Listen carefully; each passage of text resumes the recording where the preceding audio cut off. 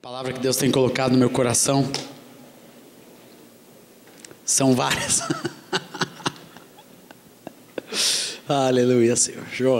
Jorra, Senhor. Aleluia. Glórias ao teu nome, Senhor. Glórias a ti, Senhor. Queria que os irmãos abrissem 1 Timóteo 4,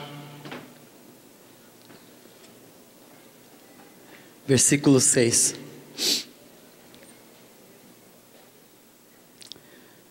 Expondo essas coisas, irmãos, serás bom ministro de Cristo Jesus. Vamos falar hoje sobre o que é ser um bom ministro de Cristo Jesus. Pode escrever no cabeçalho desta mensagem. Os irmãos do vídeo que sempre perguntam qual é o título da mensagem. Hoje eu vou dizer para os irmãos: o que é ser um bom ministro de Cristo Jesus? Primeiramente, o nosso entendimento de ministros não é apenas uma classe, uma casta sacerdotal, pastoral, episcopal, apostolal, apostólica, ou só os ministros de louvor, ou disso, daquilo, porque temos aprendido que quem são os ministros, irmãos, hein? Deixa eu ver os ministros que estão aqui. Aleluia! Vós sereis chamados ministros do nosso Deus. Aleluia! Cada um, glória a Deus. Você é chamado ministro do nosso Deus, ministro de Deus. Cada um de nós, os redimidos pelo sangue de Jesus, lavados pelo sangue de Jesus, que entraram pela porta, seguem o caminho para o alvo que é Jesus. Estes são os ministros de Deus, as pessoas que são chamadas para serem servos do Deus vivo, para servir a sua geração de todo o seu coração, os ministros de Deus, para cumprir neste mundo o propósito de Deus. Nós somos os ministros de Deus, irmãos, aleluia. Cada um de nós, vamos dizer, cada um de nós, aleluia. Cada discípulo, um ministro, glória a Deus, aleluia. Cada discípulo de Jesus. Você é chamado, se você ainda não é, se você ainda não está servindo, e o que quer dizer ministro, quer dizer aquele que serve, o servo do Senhor, aquele que ministra, aquele que se coloca à disposição do seu Senhor. Um ministro não é apenas uma autoridade, sim um servo. A gente pensa que é uma autoridade, não, é um servo, quer dizer aquele que está ali pronto para servir. E aqui fala que Deus quer que nós sejamos bons ministros, aleluia, glória a Deus, é uma ênfase. Sabe por quê? Que tem muito maus ministros, aquele cântico que o Dani fala, né? De falsos isso, de falsos apóstolos, falsos pastores, servos maus, isso, ministros maus, né? E está cheio por este mundo afora, nesta época. Deus está cada vez mais precisando de bons ministros de Cristo Jesus, de homens como foi Timóteo, que foi exortado a se tornar um bom ministro de Cristo Jesus, e essa é a exortação do Espírito Santo para nós nessa noite, tem sido para a minha vida um chamado de Deus. A semana passada Deus colocou esse texto no meu coração, eu estava indo ministrar para os pastores do Conselho de Pastores do Rio de Janeiro, e eu perguntei para o Espírito Santo, ainda no avião naquela noite: Senhor, o que eu vou ministrar? E peguei a palavra de Deus e abri em cima desse texto, e li, veio aos meus olhos, quantas vezes eu já li esse texto, quando me veio aos olhos esta expressão, bom ministro de Cristo Jesus, aleluia. E aqui nós vamos meditar sobre o que a palavra começa a dizer, como é forjado, como se forma um bom ministro de Cristo Jesus. Logo em seguida, nesse mesmo versículo diz, alimentado. Então, um bom ministro de Cristo Jesus começa a ser um homem, uma mulher que é bem alimentado, e aqui fala claramente com as boas palavras de fé, com as palavras de Deus, que são implantadas no nosso coração, que você tem recebido, meu amado. Deus te chama para ser um bom ministro de Cristo Jesus, porque Ele tem derramado sobre você, tem jorrado sobre você as boas palavras de fé, aleluia. E na história de Timóteo, ele desde talvez de muito jovem, foi recebendo de Paulo, foi recebendo da igreja, dos homens de Deus, e depois fala que sobre ele houve imposição de mãos, houve delegação, palavras de fé. Quando fala de fé, é tudo aquilo que é contra a incredulidade na vida da igreja. Deus nos dá palavras de fé, isso é para nós vivermos por fé, alimentado pela fé. Nós temos que ser alimentados com palavras de fé, amados.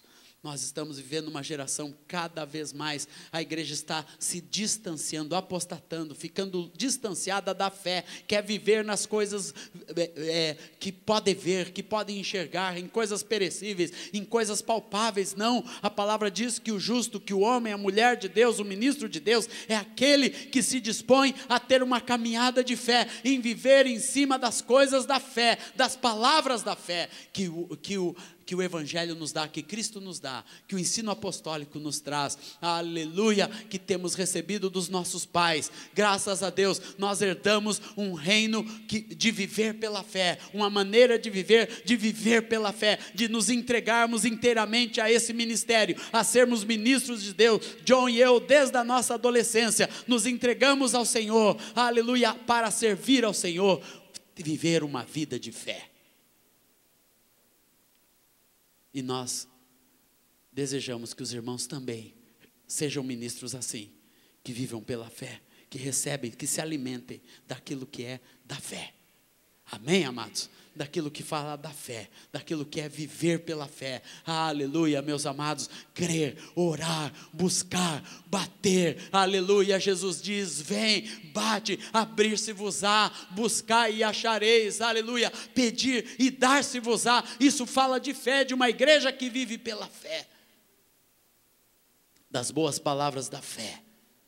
E também alimenta-te bem com a boa doutrina. Aleluia, com as palavras de fé e com a boa doutrina que tem seguidos. A doutrina são os princípios de Deus, delegados pelo Espírito Santo, através da sua palavra, que nos foram delegados também pelo ensino apostólico nas nossas vidas, pelos nossos pais, a sã doutrina que a palavra fala, na qual nós temos sido ensinados, meus irmãos, que os irmãos têm sido ensinados. Aleluia, nós nos alegramos no Senhor, Ion e eu e os ministros desta igreja, que os irmãos têm recebido a sã doutrina do Senhor, para poderem se alimentar dela e viver bem, e serem bons ministros de Cristo Jesus. Se alguém não está sendo, é porque não está se alimentando bem. E a vida de um ministro de Deus é daquilo que ele se alimenta. A nossa vida no mundo natural, nós somos aquilo que comemos, nossos cheiros, nossa saúde, nossa força, tudo vem daquilo que nós comemos. Se nós nos alimentamos de porcaria, de besteira, né, dessas fast food, de gordura, disso, daquilo, nós vamos ser problemáticos, né? Mas se nós nos alimentamos bem, nós teremos boa saúde. E assim, na vida espiritual é a mesma coisa. Por isso Paulo diz, alimentado. Você é um ministro que tem que ser alimentado com as palavras da fé e da boa doutrina que tem seguido. Mas aqui logo em seguida ele continua, no versículo 7, mas rejeita as fábulas. Fábula fala de mentira, fala de engano, fala de coisas que não provém da sã doutrina, que não provém da palavra da fé, que não provém da verdade de Cristo Jesus, que não provém, aleluia, da profundidade da doutrina apostólica, que não provém, aleluia, do ensino profético, que não provém da graça, da vida do reino de Deus, da verdade de Deus. Rejeita. É que ele fala de quem mesmo? De velhinhas caducas. Nada contra as irmãs mais velhas aqui, né? Rejeita as fábulas profanas e de velhas caducas. Coitadinha das velhinhas, tinha umas velhinhas lá que andavam falando coisas, graças a Deus que aqui não tem, amém, irmãs? Glória a Deus. Mas lá rejeita, e aqui nosso ponto não são as velhinhas, viu, irmãos? Não me entendam mal, aqui o nosso ponto é o rejeita. E é o rejeita as fábulas, rejeita tudo aquilo que que pode ser mentiroso, que pode ser enganador, que pode trazer confusão no meio da igreja. Nós, como bons ministros de Cristo, nós precisamos nos levantar contra a mentira que existe no mundo hoje. Tem muita fábula, tem muita coisa entrando no meio da igreja que não tem nada a ver com a verdade, que são fábulas enganosas que o diabo vai trazendo, que não estão de acordo com a palavra de Deus, e vão entrando com força na igreja, vão entrando com força, que não tem nada a ver com a verdade de Deus. Um dia eu entrei em um lugar para começar o culto, o irmão disse: não começa nada ainda, tem que tocar o shofar. E no ápice do culto, de novo tinha que tocar o shofar. Quando começa esse negócio, não, porque nós vamos buscar o manto. Eu dei uma espiadinha atrás, tinha uma arca, toda dourada, né, que tinha que entrar numa determinada hora no culto. Meus irmãos, vamos parar com fábulas. Não tem nada a ver, essas coisas não tem nada a ver com o reino de Deus, com a doutrina do Senhor Jesus, com a centralidade de Cristo Jesus. Não tem que centralizar arca nenhuma, não tem que centralizar instrumento nenhum, não. O único que tem que ser centralizado e tem que estar presente no ápice de qualquer reunião é o Espírito Santo de Deus, é a presença de Cristo Jesus, e nós precisamos rejeitar essas coisas, não nos acomodar a elas, não achar que não tem nada de mal, e tem muita coisa que o diabo vai trazendo, vai trazendo sorrateiramente na vida da igreja, até de costumes, até de entendimento de certas coisas, que nós vamos tomando como doutrina, coisas que não são doutrina de Deus, não são as palavras de fé e a sã doutrina do Senhor, e o Espírito Santo vai te ensinar, aleluia. E a norma nós temos aqui: confira tudo com a palavra, meu irmão, aleluia. Erga a sua Bíblia e agradeça a Deus. Obrigado pela tua palavra, Senhor. E diga: Senhor, eu rejeito qualquer coisa que não esteja na tua palavra. Eu rejeito em nome do Senhor Jesus. Eu tenho dito isso na minha vida, para minha casa, para os meus filhos, aleluia, para o meu casamento, aleluia. Qualquer coisa que esteja em desacordo com a tua palavra, em nome de Jesus, eu rejeito, Senhor. Eu não quero para a igreja nada, nenhuma prática, nada que não esteja em pleno acordo com a tua palavra, nos mínimos detalhes, Senhor, e até mesmo nas estratégias do teu reino, aleluia. Nós precisamos ser bíblico-cêntricos, cristocêntricos, apostólico-cêntricos, irmãos, aleluia, ter na nossa vida aquilo que a palavra do Senhor nos ensina, da maneira que ela nos ensina, porque assim sendo, nós nunca vamos nos desviar. Por isso que Paulo diz: rejeita.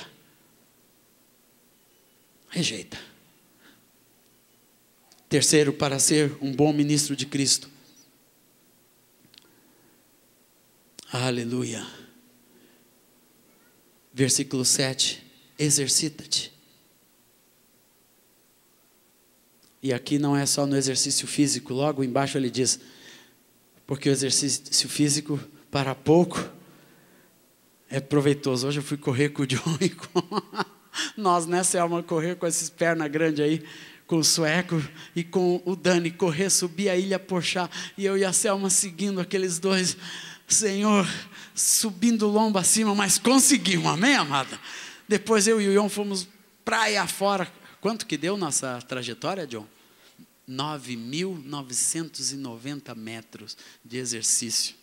Mas não é esse exercício que a palavra está dizendo que o bom ministro de Cristo deve fazer. Não que eu não ache, né, Nelson, que nós devamos cuidar da nossa saúde, cuidar, né, para dar uma emagrecidinha, para ficar melhor, viu? O bom ministro de Cristo tem que cuidar da sua saúde também, meus irmãos, viu? Diga para o seu irmão: você tem que cuidar da sua saúde. Bom ministro de Cristo, as irmãs também, viu, irmãs? Cuidar da sua saúde, para vocês serem mulheres bonitas, fortes, aleluia, glória a Deus. Homens e mulheres, jovens e crianças, cuidem da sua saúde física, porque nós somos o templo do Espírito Santo. Glória a Deus, aleluia. Mas aqui o que Paulo está dizendo para o seu discípulo: exercita-te na piedade, no amor. É o exercício da igreja, porque é difícil cada vez mais, em um mundo que tem se afastado do verdadeiro amor de Deus, é difícil nós exercermos, aleluia, o verdadeiro amor como igreja, amados. Às vezes a igreja se torna técnica, se torna superficial no amor, se torna muito automática no amor. Nós temos que fugir disso, temos que nos exercitar na profundidade do que é o amor, meus irmãos. Na profundidade, o amor na vida da igreja tem que ser algo profundo, que vai para a expressão nos mínimos detalhes da nossa vida.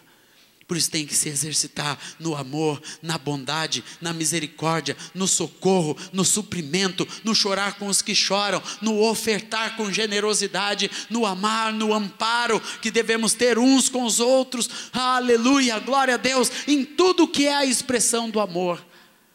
Em todos os dons do Espírito, do amor de Deus na vida da igreja. Este é o nosso grande exercício diário que nós devemos nos exercitar. Não passar um dia, da mesma forma que alguns de nós, estamos procurando nos exercitar fisicamente para viver bem. E o exercício da igreja no amor é para que a igreja possa cumprir o seu papel, aleluia, e o seu propósito de existir nesse mundo, porque nós somos os representantes daquilo que Deus é, e Deus é amor. Amém, igreja? Deus é amor. Exercita-te na piedade, no amor. Esse é o exercício que Paulo queria que Timóteo tivesse. Aquele jovem ministro tivesse no seu dia a dia. Ser um homem piedoso, um homem que amava, aleluia, no padrão de Deus. Glória ao nome de Jesus. Aleluia. Como que é o amor de Deus? Você pode ver lá em 1 Coríntios. Rapidamente. Sempre que eu falo do amor, fica vago se a gente não menciona esse texto. Aleluia, versículo 4 diz: o amor é paciente, é benigno, o amor não arde em ciúmes, não se ufana, não se ensoberbece, não se conduz inconvenientemente, não procura os seus interesses, não se exaspera, não se ressente do mal. Aleluia, Senhor. Glória a Deus, aleluia. Não se alegra com a injustiça, mas regozija-se com a verdade. Tudo sofre, tudo crê, tudo espera, tudo suporta. O amor jamais acaba, aleluia. Mas havendo profecias desaparecerão, havendo línguas cessarão, havendo ciências passará. Mas o amor, aleluia, este permanecerá. Porque é o maior de todas as coisas, entre a fé, a esperança, o amor. Desses três, porém, o maior é o amor. O amor de Deus não vai passar, meus amados. O amor de Deus, ele é eterno, ele vai subsistir. Se existe, tem duas coisas apenas que nós fazemos na terra que vamos fazer no céu: é amar e adorar. Tudo o resto que você faz aqui, pode esquecer por aqui mesmo. Por isso que quando coloca o cara no caixão lá, ele vai sem nada mesmo, porque não vai precisar de mais nada no céu, a não ser o amor e a adoração. Isso mesmo, glória a Deus, aleluia. Aprender a amar, isto é útil para a eternidade. Exercita-te, meu irmão, porque nós vamos sempre, lá no céu, eu creio que vai ser um lugar de tanto amor, meus irmãos, que vai ter tanto amor. Você vai olhar para aquelas pessoas, que talvez você nunca teve aquela simpatia, mas você vai cair de amor, porque no céu tudo que é deste mundo, que nos separa uns dos outros, vai cair. Mas que bom se isso cair aqui mesmo. Amém, amados, que bom quando nós aprendemos a deixar tudo isso para trás e começar a viver e a jorrar este amor de Deus pelo exercício. Pelo exercício vem a força, e a força do amor na vida de um discípulo, isso precisa se exercitar, isto é, quebrar a sua vontade para aprender a amar. Quebre a sua vontade, meu irmão, para aprender a amar. Glória a Deus, amém? Glória a Deus, glória ao Senhor Jesus. Vamos voltar para o nosso texto lá.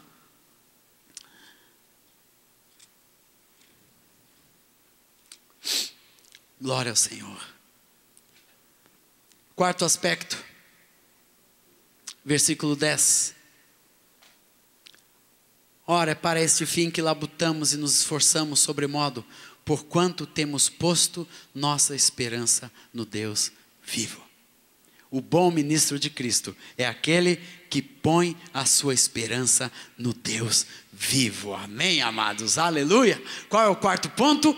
Pôr a esperança no Deus vivo, aleluia. Isto fala de uma total dependência de Deus. O bom ministro de Cristo é aquele que começa a viver em total dependência de Deus e de mais nada e de mais ninguém, que coloca toda a sua confiança em Deus e a Deus entrega todas as coisas.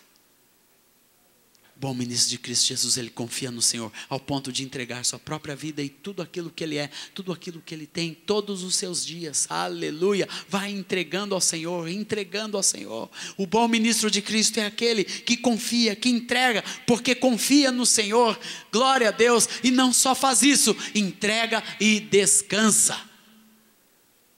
Ter a confiança inteiramente no Senhor, a esperança no Deus vivo, é você entregar a sua vida e descansar em Deus, amém? Glória a Deus, descansar em Deus, aleluia.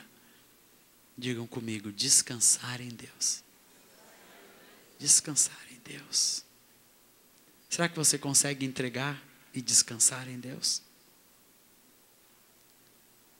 Entrega e descansa. Essa é a respiração de quem vive este princípio. Colocar sua esperança no Deus vivo, Salvador de todos os homens, especialmente dos fiéis, especialmente de você. Ele é o teu Salvador, pode confiar nele. Aleluia, pode confiar. Quinto aspecto, versículo 12. Ninguém despreze a tua mocidade. Pelo contrário, torna-te padrão dos fiéis. Hã? Não é patrão dos fiéis, viu, irmãos? Não é patrão, viu, presbíteros? Não é ser patrão dos fiéis. Nem nós, né, John? Patrão dos fiéis, é padrão dos fiéis, irmãos. Torna-se padrão dos fiéis. Um bom ministro de Cristo é aquele que aprende na sua vida a tornar-se padrão. O que é um padrão? Hein, irmãos? Quem vai me dizer o que é um padrão? Exemplo, modelo. Aleluia, o bom ministro de Cristo é aquele que Deus está chamando para ser modelo, para ser exemplo dos fiéis, alguém que pode ser seguido, alguém cujas pegadas podem ser seguidas. E a pergunta do Senhor nessa noite: como são nossas pegadas? Alguém pode seguir tuas pegadas, meu irmão? Hein? Aleluia, dá glória a Deus. Pode responder, pode. Glória a Deus, você é um ministro de Cristo. Temos muitos bons ministros de Cristo Jesus aqui nesta noite, cujas pegadas podem ser seguidas, em nome de Jesus. Teus discípulos podem seguir, em nome de Jesus, aleluia. O mundo pode seguir. Para mim, esta é a maior estratégia da igreja. É pessoas que se tornam padrão de casamento, padrão de conduta, padrão, e aqui ele fala, por exemplo, padrão na palavra. Padrão na palavra. Deus quer que você seja padrão na sua palavra, isto é, a sua palavra tem que ser verdadeira e confiável em tudo, meu irmão. Por isso Jesus disse: seja a tua palavra sim, sim, não, não. O que passa disso é do maligno. A tua palavra, ela tem que ser verdadeira em tudo que você fala, tudo que você diz. Por isso que a palavra diz que nós não podemos ser murmuradores, nem maldizentes, nem blasfemadores, nem amaldiçoadores. Não, nossa palavra, aleluia, isto é, naquilo que nós falamos, no nosso falar, boca, tem que ser um instrumento da glória de Deus.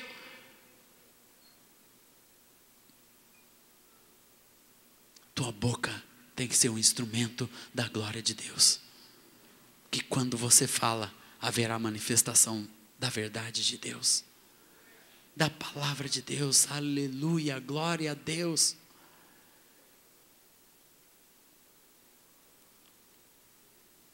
Às vezes a gente ouve os crentes amaldiçoando. Não existe nada parte da sã doutrina de Deus em que alguém tem que amaldiçoar, tem que rejeitar as obras das trevas, do diabo tem que fugir, mas da sua boca só sai bênção, meu irmão. Quantos creem? Sim, da nossa boca é só para sair bênção. Deus me ensinou isso uma vez assim, muito rapidamente. Eu estava tentando comprar um lugar para a Life alguns anos atrás, uma casa, e eu fui lá para o proprietário daquela casa fazer um monte de proposta, e propus isso, propus aquilo, propus pagar R$20 por mês, propus pagar 200, propus pagar 1 por dia, e, sabe aquelas propostas mirabolantes, o cara não aceitou nenhuma. Ele tinha eu creio que ele queria receber a casa em 5 vezes e pronto, não tinha negócio. Daí depois de umas 2 semanas de cansaço, de ir e vir, eu passei na frente daquela casa, estendi minha mão santa e quase roguei uma praga.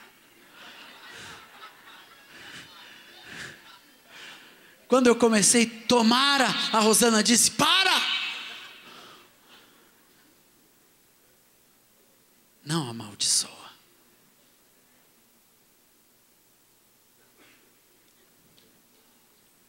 Que Deus quer que eu seja padrão na palavra. Na minha boca só sai a bênção.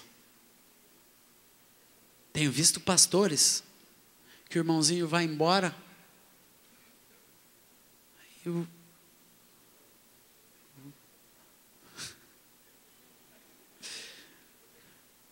Quase joga uma galinha atrás. E fala de púlpito e de televisão ainda, e amaldiçoa e xinga. Meus irmãos, nós temos que ser padrão no que falamos, em tudo.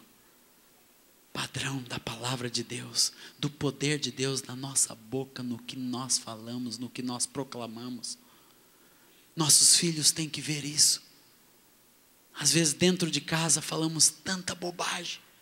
E eu me incluo nisso, viu, irmãos? Não estou colocando um julgamento sobre os irmãos, eu estou me colocando dentro desta palavra, porque esta palavra ainda é um patamar que Deus quer que eu alcance mais e mais na minha vida. Tu também, ó? Amém, glória a Deus. Então essa palavra é para a nossa vida. Que dentro das nossas casas nós temos que nos tornar padrão para os nossos filhos, para as nossas esposas, na palavra. Para os discípulos de Jesus que estão nos olhando, que estão nos seguindo, que estão ali recebendo a vida de Deus. No procedimento. Proceder é a maneira de andar. É a maneira que andamos, é a maneira que fazemos, é a maneira que realizamos, é a maneira que agimos e reagimos neste mundo. Esse é o nosso procedimento. É a maneira que nos vestimos. É a maneira que nos relacionamos uns com os outros. Isso é procedimento. E os discípulos de Jesus são chamados a ter um alto nível de procedimento, amados. Meus amados, eu quero dizer que na igreja o padrão é alto. Tem um amém aqui? Glória a Deus. Sabe o que é um padrão alto? É o padrão de Jesus, é viver como Jesus. Este é o padrão da igreja. Não é um padrão baixo. E nós não vamos abaixar o padrão em nome do Senhor Jesus. Do nosso procedimento. O proceder da igreja, ele é de alto nível em todas as coisas. Eu estou tremendo ao falar sobre isso, porque isso alcança cada uma das nossas vidas, mas a palavra de Deus tem que ser proclamada e o padrão de Deus tem que ser colocado na vida da igreja todos os dias. Para que o nosso procedimento pessoas possam seguir, o mundo possa ver no nosso procedimento, na maneira que nós agimos, na maneira que nós negociamos. Aleluia. Há poucos dias mesmo eu estava conversando com um discípulo, né, que às vezes, né, as contas vão indo, e você não paga, e deixa para lá e para cá. Não, mas o procedimento de um discípulo de Cristo Jesus é pagar, é honrar o que prometeu, é pagar as suas dívidas, é vender tudo o que tem para honrar aquilo que prometeu, pagar, em nome do Senhor Jesus. Deus não quer uma igreja endividada, um monte de discípulos endividados. Deus não quer, meus irmãos, viu? Porque isso macula o nosso procedimento. O discípulo de Jesus pode ter dívida, pode pagar um móvel em 10 vezes, mas paga. Honre os seus compromissos, honre o seu nome, honre o nome que você representa, honre o nome de Cristo Jesus. Sempre que meu filho vai em um lugar, principalmente sem a nossa presença, eu tenho ensinado: André, você indo lá, estando naquele lugar, você representa a Jesus, você representa o seu pai e a sua mãe, e você representa você mesmo. Tenho ensinado meu filho a honrar a sua palavra, a honrar aquilo que promete. E eu aprendi assim dos nossos pais. Nós fomos gerados, principalmente nos primeiros anos do nosso ministério, John e eu, pelo Erasmo. Eu nunca vi o Erasmo prometer algo que ele não cumpriu. Eu nunca vi o Erasmo marcar um horário que ele não cumpriu. Eu nunca vi o Erasmo proceder mal em absolutamente nada na sua vida. Já vi ele brabo, principalmente conosco. Eu já vi ele muito bravo. Nem vamos continuar esse assunto aqui. E o Moisés também, já vi eles muito bravos. Mas um dia o Erasmo ia me levar para eu voltar a estudar, que eu não estudava. Era um santo desocupado, sabe esses caras cheios do Espírito Santo, que não faz nada na vida, que ficam ali na igreja o tempo todo cheio do Senhor, com o violão na mão, louvando e adorando a Deus. Um dia o Erasmo olhou para aquilo, olhou para mim, disse: Asaf, Gelsa e eu achamos que você deve voltar a estudar. Mas pastor, eu já abandonei, já faz 3 anos que eu não sei mais o que é escola. Eu estou aqui na graça de Deus, olha aqui, fluir, aleluia, compondo música. Vamos estudar, amanhã você vem aqui, eu vou te levar lá no IPA. Me pegou pela mão no outro dia e me levou para uma escola. Para chegar naquela escola tinha um terreno no meio que pertencia a um prédio de condomínio, que todo mundo passava por dentro daquele terreno, depois ia por um outro terreno, que tinham aberto uma cerca e tinha um caminho mais próximo, que aproximava uns 500 metros de distância. E todo mundo fazia aquele caminho e ninguém se importava. Daí quando estávamos indo, eu ia entrar ali, ele disse: não, por aí não. Eu disse: mas todo mundo vai. Não, isso é terreno de outras pessoas. Não é correto o que fizeram com aquela cerca, arrombaram aquela cerca e estão passando por ali. Não, nós vamos ali pela rua. Comecei a aprender. Depois Deus me pôs do lado do Donald, um missionário americano. E a gente naquela Kombi, antes da veraneio tinha uma Kombi. Vivia pifada, né? E para ir para o culto sempre a Kombi pifava. E eu tinha que empurrar, tinha que fazer de tudo, expulsar demônio, tudo. A Kombi tinha tanto buraco, irmãos. E isto não, porque a palavra diz aqui que seja tu padrão na palavra. Sabe o que tinha que fazer naquela Kombi quando chovia? O Dom e o Bob nos davam chiclete para os jovens mastigarem e tapar os buracos com chiclete, de tanto buraco que tinha. A gente ficava mascando rápido, né? Mas não terminou o açúcar. Não, mas a chuva está aumentando, gruda lá.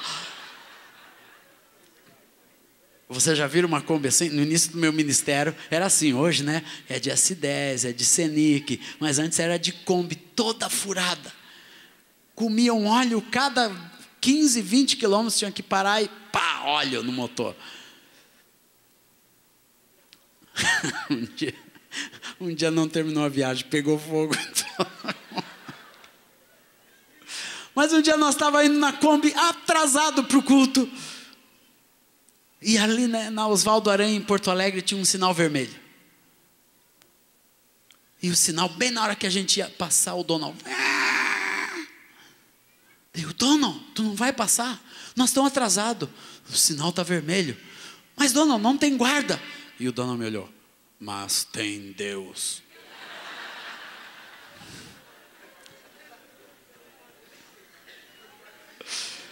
Olhou para mim, mas tem Deus no procedimento.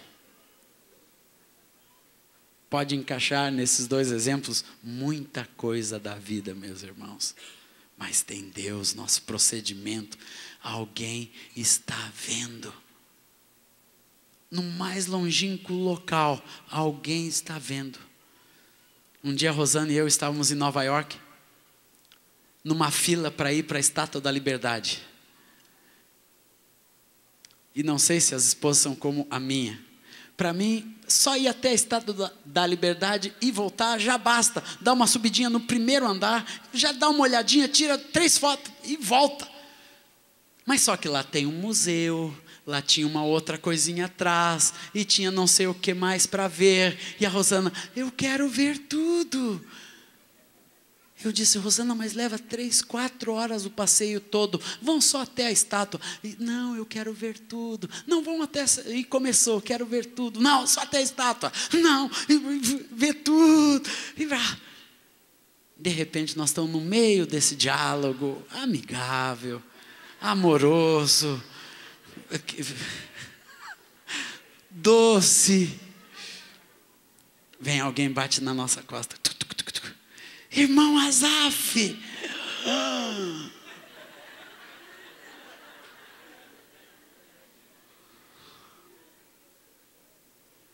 Daí já viu, né? Nós estávamos lá semana passada no encontro da Donep, nós vimos o irmão, e a gente estava lá atrás e vimos vocês aqui conversando. Aleluia. Eu perguntei o quanto atrás a irmã estava.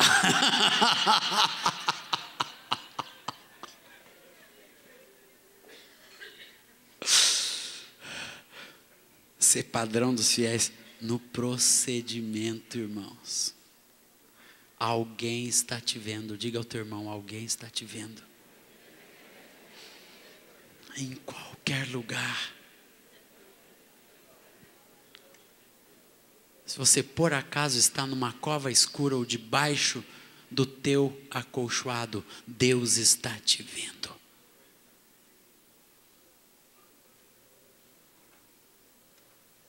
E eu vou te dizer uma coisa, o diabo também está te vendo. Cuidado. Isso ser padrão no procedimento, nas pequeninas coisas. Ser padrão no amor.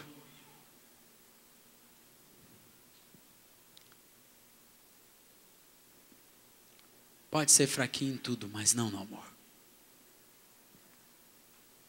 Na fé e na pureza.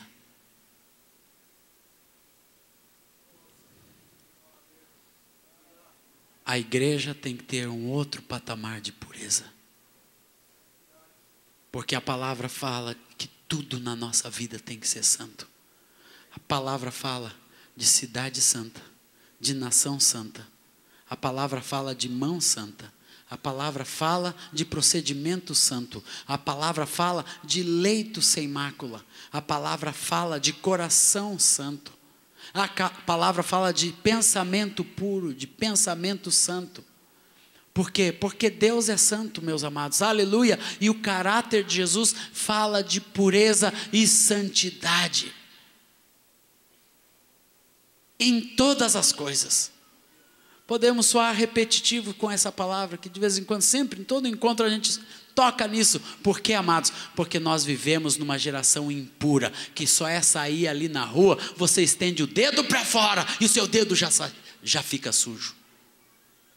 Estende o pé para fora e já fica empoeirado. Olha para a televisão ou para isso ou para aquilo, seus olhos, seu coração já fica contaminado. E tem muita gente que vive contaminado. Não pense que o pecado nasce de uma hora para outra. Não, o pecado é sujeirinha em cima de sujeirinha que vai se formando no coração. Talvez até de uma criança, desde pequenininho, o diabo vai semeando ali num cantinho e aquilo nunca é limpo. E missão da igreja é jogar água limpa sobre as vidas, e a água limpa é a palavra de Deus, aleluia, a palavra pura e santa do Senhor, aleluia, que nos chama de volta à pureza, a sermos puros. E se tem uma coisa que eu louvo a Deus na vida da minha Aurora, é a pureza. Eu tenho um serzinho puro 24 horas por dia. E os irmãos conhecem a Aurora. A Aurora não tem malícia, não tem maldade. Seu coraçãozinho está puro diante do Senhor, porque Deus a fez assim. Tem que corrigir às vezes, tem que levar, tem que ministrar, mas um coração puro. Nossos filhos amados, a Aurora, para nós é um exemplo que o Senhor colocou para nós termos um padrão de pureza dentro do nosso coração, da nossa casa. Mas o padrão de Jesus é de pureza, porque Jesus foi puro, amados. Por isso que Deus quer que os nossos olhos sejam puros, limpos, na pureza. Termos os olhos de Cristo Jesus, é olhos puros, olhos que veem, o padrão da pureza é ver sempre primeiro o bem. E ver em tudo o bem. Será que podemos ver em tudo o bem, amados? Se olhar bem, você vai ver, porque a palavra diz que todas as coisas cooperam para o bem daqueles que amam a Deus. Eu gosto do todas, nesse versículo de Romanos 8, 28, todas as coisas. Isso quer dizer que até na imundícia deste mundo, se alguém tem pureza, vai conseguir ver o bem e poder chegar lá. Pode ser um coração que está jogado dentro das mais profundas trevas. Só quem tem um olho puro, mãos limpas, coração puro, pode ir lá e com a pureza do Espírito Santo retirar aquela vida e continuar puro. Amém, irmãos? Por isso que Deus nos quer puros. Retornarmos à pureza. A pureza de todas as coisas, irmãos. A pureza. Às vezes no ministério, a gente que viaja por esse Brasil afora, a impureza tem tomado conta, a impureza financeira, a impureza moral. Meus amados, vocês não podem imaginar o que está a impureza, a imoralidade no meio da igreja do Senhor Jesus. Graças a Deus, de vez em quando a gente acha umas pérolas, como nesse final de semana, encontramos, nos deu uma discípula lá no Rio de Janeiro, um livro em que homens consagrados, escritores famosos, estão escrevendo acerca da pureza no casamento. Aleluia, glória a Deus, aleluia, que aumente em nome do Senhor Jesus. Porque a igreja já está se contentando que o casamento seja impuro. E já tem discípulos de Jesus que se dizem discípulos de Jesus se contentando com isso. E nós não podemos aceitar isso no meio da igreja, porque a igreja tem que ser pura. Porque a proposta de Deus é que a igreja seja sem ruga e sem mácula. Erga a sua mão. Sem ruga e sem mácula. E a palavra diz que quando você levanta, levante mãos santas. Viu? Levante suas mãos santas diante de Deus. Se não estão santas, tem que limpar, irmão. Porque você é chamado para ser um bom ministro de Cristo, para ser padrão na pureza. Aleluia. Vamos continuar, amados. Aplica-te, versículo 13, até a minha chegada, aplica-te. 3 coisas nós devemos nos aplicar. Aplicar quer dizer, quem sabe o que é aplicar? Aplicar-se.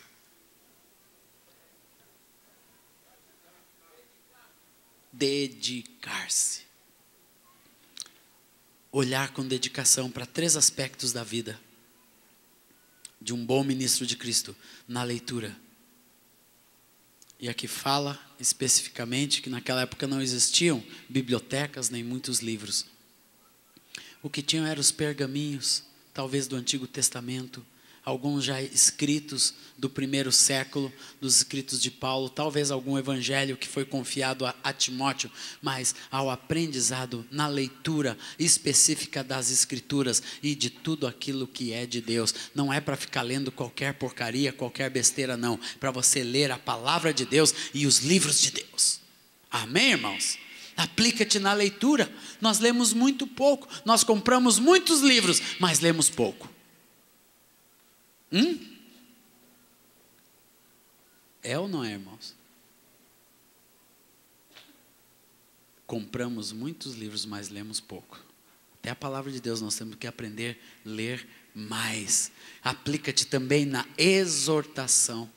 Exortação não é só em dar murro nos discípulos, viu? Exortar quer dizer animar, incentivar, corrigir, e eu achei uma outra palavra para exortação, que também exortação significa ordenar. Exortar quer dizer ordenar uma vida, uma pessoa, animar, incentivar, corrigir. Aplica-te nisso. Um bom ministro de Cristo tem que ter relacionamento. Isto aqui fala de relacionamento específico com pessoas. Gaste teu tempo com pessoas. Um bom ministro de Cristo Jesus não é para ficar jogando seu tempo fora com internet, com horas e horas e horas e horas e horas de vídeos, de filmes, disso, daquilo. Gaste teu tempo com pessoas, irmãos, com discípulos, cuidando de vidas, exortando, animando pessoas, corrigindo e ordenando, e no ensino dessas vidas. Fala aqui no ensino, ensinando. Por isso que você tem que ler para aprender, para poder ensinar. Aplica-te. Um bom ministro de Cristo tem que se aplicar, não apenas para pregar. Hoje em dia se fala muito de púlpito, principalmente no mundo tradicional, né? Que o pastor é aquele que se prepara para pregar. Não. Um ministério de um ministro do Senhor Jesus, ele rende muito mais estando discipulando, cuidando de pessoas. Só um amenzinho ali do lado. Sétimo, não te faças negligente com o teu dom. Versículo 14. Não te faças negligente com o dom que há em ti. O ministro do Senhor Jesus recebeu de Deus um dom que foi comprovado. E aqui fala, o qual foi concedido mediante profecia, com a imposição de mãos do presbitério. Você, meu amado, como discípulo, como discipulador, como servo do Senhor, chamado para servir, não te faça negligente com esse dom que Deus tem te dado, com esta dádiva que Deus tem te dado. Cuide dele, cuide do seu ministério, cuide, isso o que Paulo está dizendo aqui, cuide do teu ministério. Cuidar de um ministério é uma coisa séria diante de Deus. Não pode levar o ministério de qualquer maneira, meus irmãos. Tem muita gente que acha que pode levar o ministério que Deus tem lhe delegado, mesmo que seja do cuidado de uma vida, de qualquer forma. Não, o ministério tem que ser cuidado. Não menospreze o teu chamado. Primeiro aspecto desse, cuide do teu dom. Não menospreze o chamado que Deus te deu. Às vezes a gente fica olhando para esse mundo evangélico. Quantas pessoas acham que cuidar das vidas não é mais importante. É melhor ser político. Eu quero ser um pastor, ser político. Eu sou pastor político, porque eu posso influenciar mais a sociedade sendo político. Meus amados, Deus até pode chamar alguns homens para ser político. Eu sou amigo de alguns bons políticos e que são pessoas de Deus. Mas não há maior privilégio para alguém do que ser um bom ministro de Deus e de que servir ao Senhor Jesus. Aleluia, não tem maneira que nós possamos influenciar melhor a nossa sociedade do que esta. Por isso que não te faças negligente com o teu dom, com o ministério que Deus tem delegado. Eu lembro quando Deus começou a nos chamar para o ministério, principalmente Ion e eu, nós caminhávamos juntos naquele chamado. Várias vezes me foi questionado por ele, depois eu o questionei, né? Quando nós estávamos nos nossos trabalhos, eu era supervisor da RBS, Ion falou uma frase para mim, disse: Asaf, o que você faz na RBS, qualquer pessoa pode fazer. O que você faz na televisão, qualquer pessoa pode fazer. Mas o que você vai fazer no seu ministério, Deus preparou para ti. Você lembra disso? No teu carro indo para Jordão. Não, eu no meu carro te levando para a tua casa, lá na rua Jordão. Você me disse esta frase, foi uma frase decisiva no meu chamado, amados. Porque ali o Espírito Santo começou a falar comigo que Deus tinha algo que eu deveria cuidar, que eu não poderia negligenciar. Tem muita gente negligenciando o dom, o chamado que Deus lhe deu, trocando por outras coisas desse mundo. Meu irmão, viva com menos, mas não negligencie o teu dom. Não negligencie o teu ministério. Não troque por nada, não troque o teu chamado por nada, amado. Tudo é passageiro. Não negligencie o teu dom, porque o teu dom, ele traz para a terra valores eternos. Valorize a tua separação, valorize a imposição de mãos que foi feita sobre a sua vida. Meu amado, valorize isso diante de Deus, aleluia, de cabeça erguida neste mundo. Não tenha vergonha de dizer aquilo que você é isso que Paulo está dizendo para Timóteo. Você não precisa se envergonhar de nada da tua mocidade, você é um servo do Deus vivo. O homem chamado para influenciar o mundo. É isto que é a igreja, amados, aleluia. É isso que é um chamado, é isso que é o seu ministério. Se você ali na tua casa, quando você abre a sua casa para receber os discípulos de Jesus ali e prosperar o reino de Deus, você não pode menosprezar isso. Santifique, prospere o teu dom, santifique o teu dom diante de Deus. Não viva na mediocridade de um ministério. E não me entendam mal, amados. Deus te chama para fazer o melhor para Ele. Não para apenas cumprir o politicamente correto das regrinhas estipuladas. Não, não é isso. É para você ser um homem de Deus com intensidade na sua vida e fazer diferença nesta geração. Glória a Deus, aleluia. Fazer diferença nesta cidade, fazer diferença na sua família. Não te faças negligente com o teu dom. Versículo 8, ser diligente para que teu progresso. Versículo 15, ser diligente, 8º ponto, ser diligente para que teu progresso seja manifesto. Ser diligente, isto é, ser cuidadoso com absolutamente tudo que você faz. Ser diligente é fazer tudo o que faz bem feito. Isso é ser diligente. Se alguém tiver outro sinônimo para diligente, pode dar. Mas esse é o melhor que eu acho. Tudo que você fizer nesse ministério, faça bem feito, de todo o teu coração. Isto é diligência. Porque diligência revela maturidade.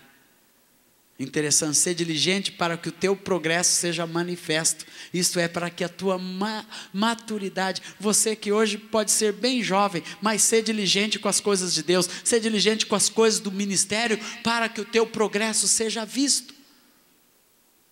Muitas vezes Deus não prospera um discípulo, uma discípula, porque ela não é diligente, porque ele não é diligente, isto é, ele não é cuidadoso com o que Deus tem delegado nas suas mãos. E isto é sinal de imaturidade, isto é sinal de que a pessoa não está pronta para cuidar de outros aspectos da obra de Deus, por falta de diligência.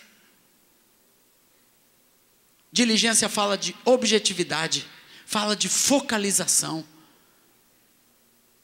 Já viram esses discípulos que são octopus? Isso é, são, como que chama? Octopus? Polvo, isto. Que são polvo, querem fazer tudo. Eu era assim, irmãos. Aqui tem um, confesso. Aqui tem um réu confesso desse aspecto. Eu queria fazer tudo, pegar tudo com as mãos, mas isso me atrasou. Isso atrasou na minha vida e no ministério. E eu reconheço isso hoje, porque faltou objetividade. Diligência é objetividade, é focalização em alguma coisa que Deus te deu para fazer e você vai reto nessa direção. É seriedade, com as coisas de Deus. Ser diligente é seriedade com as coisas de Deus. Ser diligente, um discípulo diligente, é aquele que leva as coisas de Deus a sério, meus amados. A sério. E não há coisa mais que nos alegra mais, como pais espirituais no reino de Deus, é ver jovens discípulos levando o reino de Deus a sério. John, eu me alegro muito com os teus filhos, John e Marta, quero honrar a vida de vocês aqui. Que eu vejo a diligência de Deus naqueles teus filhos. Um dia o Jonathan subiu na minha casa para levar alguma coisa, mas ele estava tão feliz com algo que tinha acontecido com a vida dele, com o testemunho que ele tinha dado lá no Humaitá, que ele sentou comigo e começou a contar aquilo com tanta graça. E tio, eu fiquei de pé e eu comecei a falar, e ele cantando e contando aquilo com tanta intensidade no seu coração, com tanta diligência, levando as coisas de Deus a sério. Um dia o Michael estava lá em casa, ele disse, eu tenho que descer. Não, mas é cedo ainda, Marco. É que eu tenho discipulado com meu pai. E assim nós vamos ensinando os nossos filhos a serem diligentes com as coisas de Deus, nas pequeninas coisas da nossa vida, amados, a levar as coisas de Deus a sério. Na sua casa, oração tem que ser sério. Fecha os olhos, menino, fecha os olhos, menina, não brinque com as coisas de Deus. Seja sério, com Deus não se brinca, a palavra fala em Gálatas. Seja sério com as coisas do reino de Deus. Isso nós também herdamos dos nossos pais. Eles pagaram o preço de largar com toda a religiosidade, por serem sérios com a revelação de Deus, com a santidade, com aquilo que o Espírito Santo lhes estava dando. Ser diligente é ser reverente.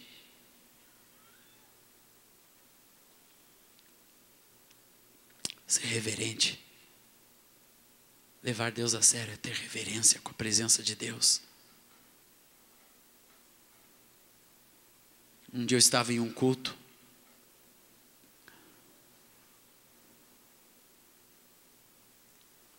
E começamos a cantar, louvar. Culto abençoado em Blumenau. Mas lá atrás eu via dois irmãos.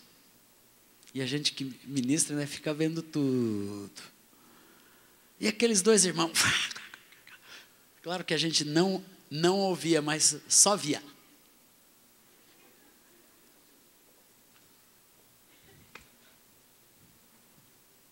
E o outro respondia.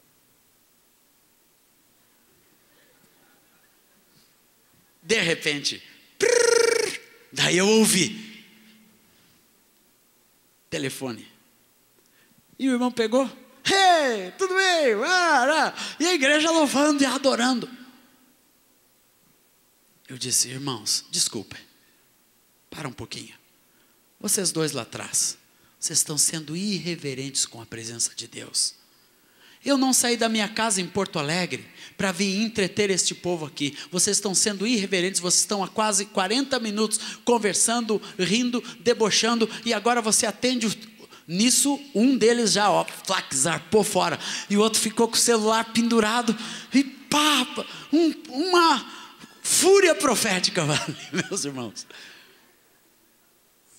Um zelo profético, obrigado, Ion.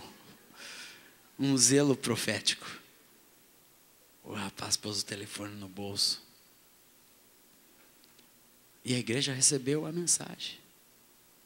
Porque com Deus não se brinca, com as coisas de Deus nós precisamos aprender a ser reverentes, irmãos. Levar a presença do Senhor a sério quando estamos juntos, como igreja, como família, cultuando ao Senhor, buscando as coisas do Espírito, jorrando diante de Deus. Você não pode ser um apático, ou que faz alguma outra coisa, fica pensando na lua, e assim, não, você tem que entrar naquilo, tem que fazer parte do que Deus está fazendo. Reverência é identificar quem Deus é, a sua presença, e viver debaixo dela em todo o tempo. E a nossa reverência não é só para reunião não, viu, irmão? Seja reverente com a presença de Deus, porque Deus mora dentro do seu coração, em qualquer lugar. Leve Deus a sério. Reverência é saber que Deus está dentro da sua vida, no seu coração, aonde quer que você esteja, ali está Deus. Isto é maturidade espiritual. Reverentes.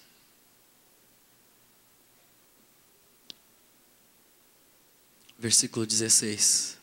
Tem cuidado de ti mesmo.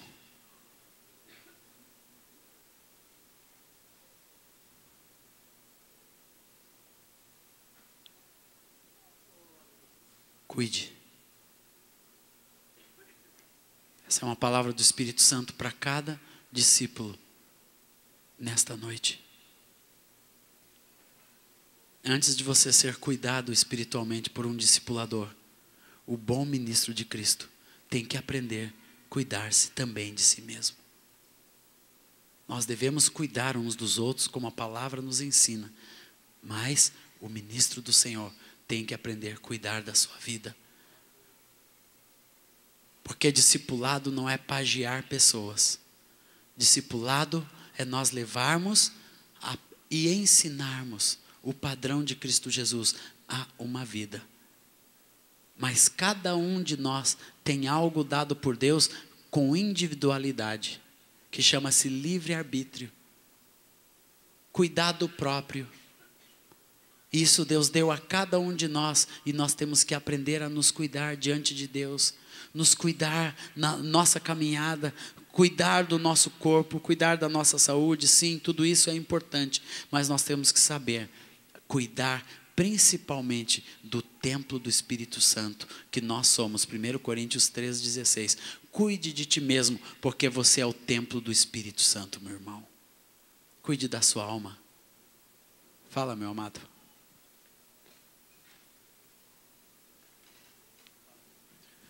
Deus está me colocando uma palavra exatamente nesse momento, quando a Zaf está trazendo. E você sabe quanto que temos enfatizado sobre juntas e ligamentos, sobre vínculos no corpo de Cristo, sobre o cuidado no discipulado e no companheirismo. E nada que estamos falando invalida isso. Mas cada um de nós, como discípulos, temos uma responsabilidade que nós vamos dar contas a Deus. Ninguém aqui pode dizer: eu peco porque o meu discipulador, o meu companheiro não tem cuidado de mim, ou meu discipulador não tem me dado atenção, ou não tem me corrigido, ou não tem me instruído sobre isso. E colocar a responsabilidade, a culpa sobre os vínculos, sobre as juntas, sobre discipuladores, sobre companheiros. Preste bem atenção, com toda a autoridade de Deus. Cada um de nós daremos contas ao Senhor daquilo que temos feito com as nossas vidas. Damos resposta a Deus por cada palavra, diz as Escrituras, cada palavra frívola, leviana, nós vamos dar contas a Deus. Nós vamos dar contas a Deus o que nós temos feito com o nosso corpo, com as nossas mãos, nossos olhos. Cada um de nós somos responsáveis. Temos recebido cada um de nós o mesmo Espírito Santo. Temos recebido a mesma palavra do Senhor. Todos nós temos à disposição em nossas casas a mesma palavra. Ninguém tem sido proibido aqui de ler a palavra de Deus e receber só instrução pelos presbíteros. Todos aqui têm a mesma palavra, têm o mesmo Espírito. Ninguém pode colocar a responsabilidade sobre andar em santidade ou não nas outras vidas. Você, diante de Deus, é responsável em ter cuidado diante de Deus. Você diz amém? Nessa noite o Senhor está nos chamando a nos humilharmos, nos quebrantarmos, para que todos nós sejamos bons ministros de Cristo Jesus. Essa palavra é para mim. Eu quero acolher essa palavra de todo o coração. Eu quero ser diligente, eu quero ser zeloso, eu quero ser reverente, eu quero me aplicar. Senhor, eu quero me exercitar pessoalmente na piedade. Que essa palavra venha profundamente em nosso coração, cada um de nós, e que cada um de nós demos respostas diante do Senhor. Amém. Amém, Senhor. Aleluia. Isso mesmo, meus amados. Aleluia. Responda a Deus. Responda a Deus. Cuide da tua alma. Filipenses 4:8 fala de que deve ocupar o nosso pensamento. Aleluia. E cuide de tudo que Deus tem confiado em tuas mãos. Cuide da tua casa, cuide dos teus filhos, cuide da tua cama, cuide do teu carro, cuida de tudo que representa você, meu irmão. Cuide de ti mesmo, em todas as perspectivas. Aleluia, essa palavra é ampla para nossa vida, meus amados. Aleluia, aprendermos a cuidar de tudo que Deus tem confiado a nós, começando por nós mesmos e todas as outras coisas, que é o âmbito, não apenas da obra, do ministério, mas das pequeninas coisas. Um discípulo de Jesus, ele aprende a zelar e a cuidar por tudo que Deus nos confia. Amém, amados? Cuide. Cuide dos discípulos. Também. Cuide dos contatos. Cuide. Cuide do seu caminhar, meu irmão. Cuide do que você faz em secreto. Cuide do que está dentro da sua alma. Cuide. Cuide do que o diabo está tentando semear na sua vida. Feche as brechas em nome de Jesus. Cuide.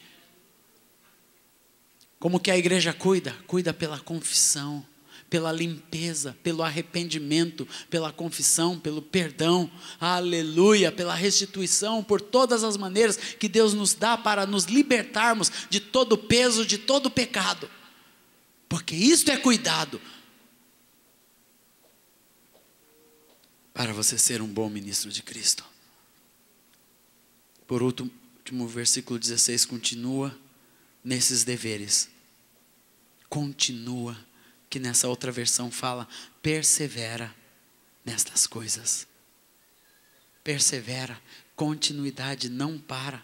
Um bom ministro de Cristo Jesus é aquele que continua dia após dia, ano após ano, aleluia, que não para na beira do caminho, que não desiste por qualquer coisa, aleluia, aquele que vai de fé em fé, de glória em glória, vai marchando, a palavra diz que alguns até mesmo com lágrimas vão indo, vão semeando, vão chorando, enquanto vão chorando, vão fazendo o quê?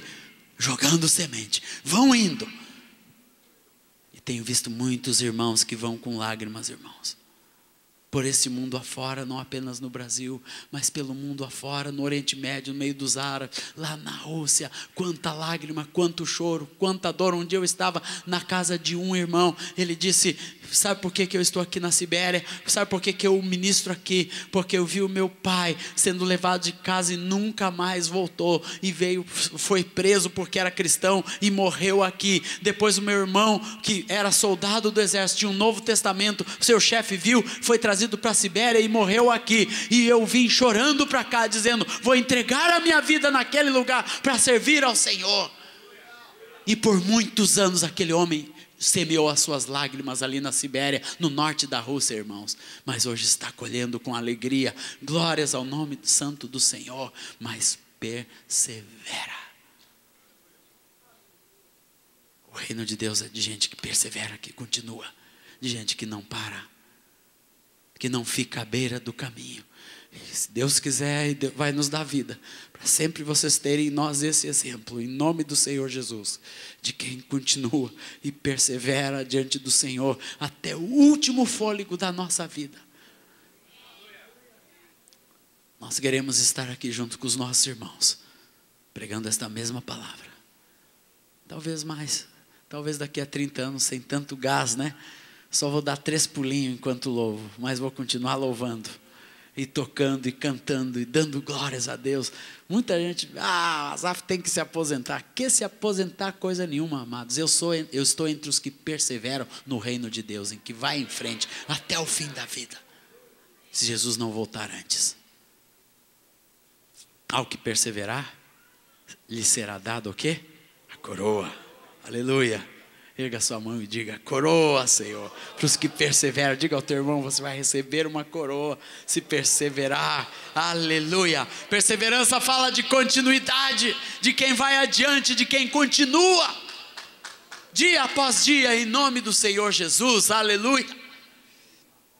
Fala daqueles que vencem as adversidades, que não param na frente dos problemas. E eu não estou falando apenas de problemas de fora. Não param na frente dos seus próprios problemas. Problema que você arruma para a sua vida. Você não pode parar na frente desses problemas, que às vezes o diabo te faz tropeçar, te faz cair. Você não pode ficar parado ali. Sabe por quê? Você tem um alvo maior, que é Cristo Jesus. Você tem que, mesmo caído, olhar para o alvo e saber para onde ir.